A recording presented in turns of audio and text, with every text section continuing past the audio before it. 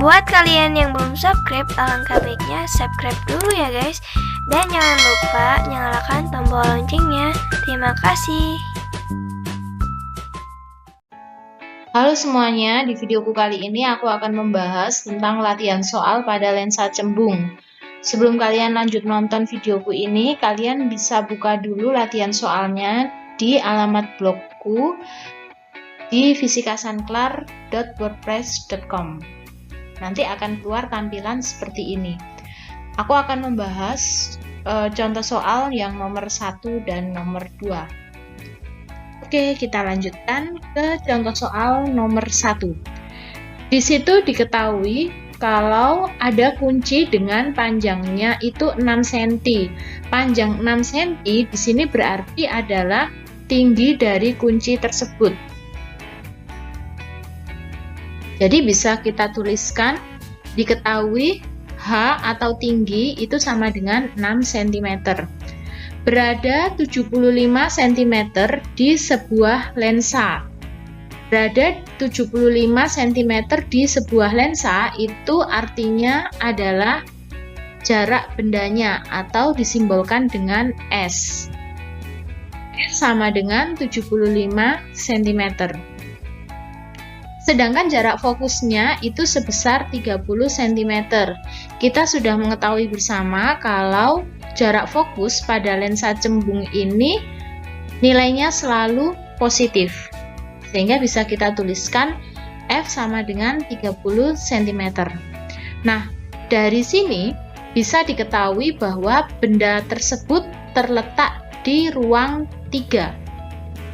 Kenapa bendanya terletak di ruang 3? Karena di sini dijelaskan kalau bendanya itu letaknya 75 cm di depannya lensa, sedangkan jarak fokusnya itu sebesar 30 cm, maka otomatis 2F-nya adalah 60 cm jika bendanya berada 75 cm di depannya lensa, maka sudah dipastikan kalau benda tersebut terletak di ruang 3.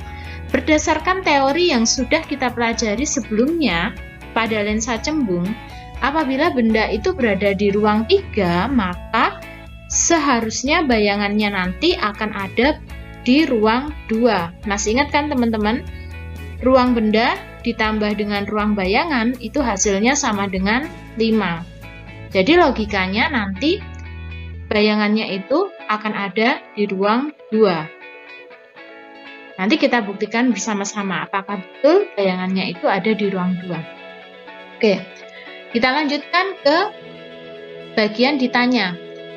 Kita diminta untuk menentukan letak, di mana letak itu adalah simbol dari S aksen, kemudian ukuran atau H aksen, dan sifat bayangan. Jadi ada 3 poin yang ditanyakan. Kita pakai rumus 1/F sama dengan 1/S ditambah 1/S aksen. Ini sudah kita pelajari di pemantulan cahaya pada cermin. Kita masukkan S-nya sebesar 75, kemudian F-nya kita masukkan sebesar 30. Kita pindah ruaskan 1/75, kita pindah ruas ke sebelah kiri sehingga hasilnya menjadi negatif. Maka persamaannya menjadi seperti ini, 1/30 dikurangi 1/75. Lalu kita samakan penyebutnya, di mana 30 dan 75 ketika disamakan penyebutnya itu ketemu 150. 150 kita bagi 30, hasilnya adalah 5, kita kalikan 1, berarti 5.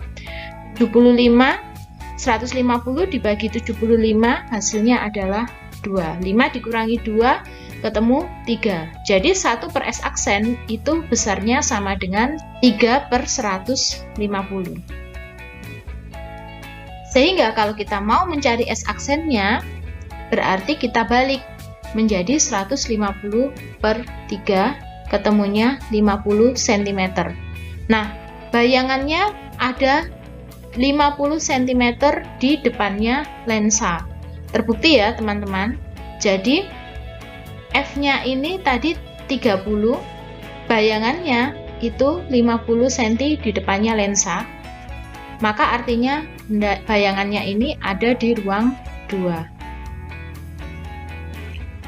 Dia bersifat nyata, kenapa? Karena nilainya positif. Oke, kita lanjutkan ke bagian H aksen. Masih ingat rumus dari perbesaran bayangan, di mana perbesaran bayangan atau yang disimbolkan dengan M itu sama dengan S aksen per S di angka mutlak ya teman-teman, jadi harus positif nilainya. Kita masukkan S aksennya tadi 50 cm, kemudian S-nya ketemu 75, sehingga perbesaran bayangannya ketemu 2/3 kali. Lalu baru kita masukkan ke H aksen per H, rumus H aksen per H. Untuk mencari tinggi bayangannya. M kita masukkan 2/3, H aksen kita cari, H sudah diketahui di sebelumnya yaitu sebesar 6 cm. Kita kalikan silang menjadi 12, 3 kali H aksen, 3 H aksen, sehingga H aksennya ketemu 12/3 yaitu 4 cm. Oke, jadi dari hasil tersebut bisa kita dapatkan sifat bayangannya. Yang pertama adalah bersifat nyata. Kenapa nyata? Karena S aksennya tadi bernilai positif.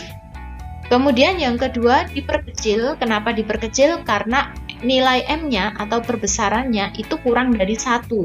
2/3 itu kurang dari 1 ya teman-teman. Jadi nilainya diperkecil. Kalau dia lebih dari 1, misalnya 2, 3, atau 1,5, 1/4, berarti bayangannya itu sifatnya diperbesar. Tapi karena ini kurang dari 1, maka sifatnya diperkecil. Dan yang ketiga adalah terbalik. Masih ingat ya, bayangan nyata itu sifatnya selalu terbalik. Dan kebalikannya, bila bayangannya bersifat maya, maka dia pasti akan tegak. Itu pasangannya. Oke, kita lanjutkan ke pembahasan contoh soal yang nomor 2.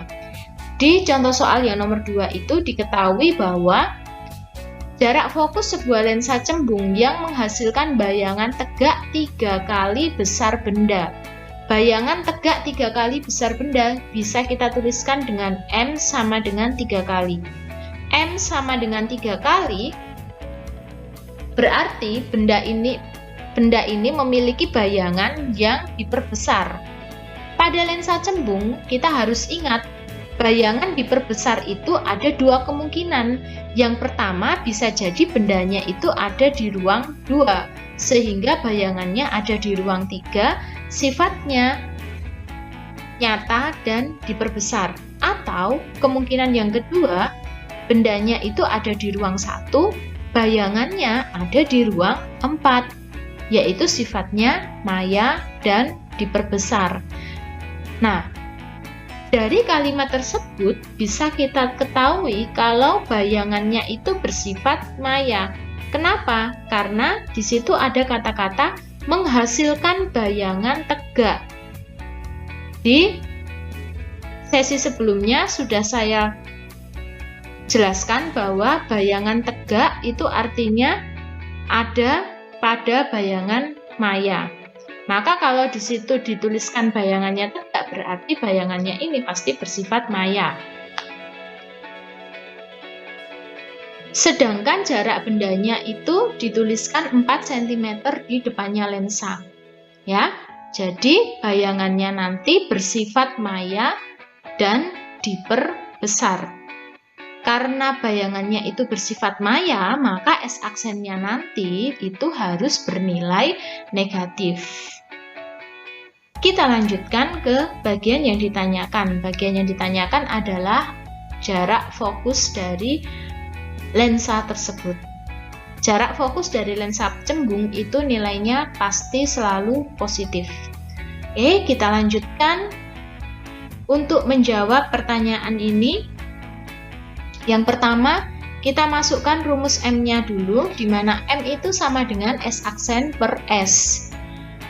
S aksennya sendiri yang akan kita cari. Jadi sebelum kita mencari jarak fokus, kita harus tahu S aksennya. Jadi sebelum mencari jarak fokus, maka kita harus mencari S aksennya dulu. Dari perbesarannya kita masukkan perbesarannya 3 kali, kemudian S aksennya ditanyakan, dan S-nya tadi bernilai 4 cm. Kita kalikan silang, sehingga ketemu S aksennya ini sebesar 12 cm. Saya beri tanda negatif, kenapa? Karena bayangannya bersifat maya. Kita masukkan rumus 1/F sama dengan 1/S ditambah 1/S aksen. Nanti kita cari berapa harga F-nya dengan kita memasukkan nilai S dan S aksennya. S-nya sudah kita ketahui nilainya 4, dan S aksennya kita masukkan min 12 ya teman-teman, karena tadi sudah saya jelaskan bahwa nilainya itu negatif. Kita samakan penyebutnya, 4 dengan 12 itu disamakan penyebutnya menjadi 12, sehingga bentuknya seperti ini. Jadi 12 dibagi 4 sama dengan 3, 12 bagi 12 sama dengan 1, maka menjadi 3 dikurangi 1, 3 dikurangi 1 ini 2. Untuk mencari jarak fokusnya, maka kita balik dengan F sama dengan 12 dibagi 2, ketemunya 6 cm. Jarak fokus 6 cm, kemudian bendanya, jarak bendanya ini 4 cm, artinya benda ada di ruang 1. Benda ada di ruang 1, maka bayangan di ruang 4. Bayangan di ruang 4 sifatnya adalah maya, kemudian tegak dan diperbesar. Jadi sesuai ya teman-teman. Oke, sekian video dari saya kali ini. Kita nanti lanjutkan di part 2, yaitu latihan soal pada lensa cekung. Semoga bermanfaat. Selamat belajar.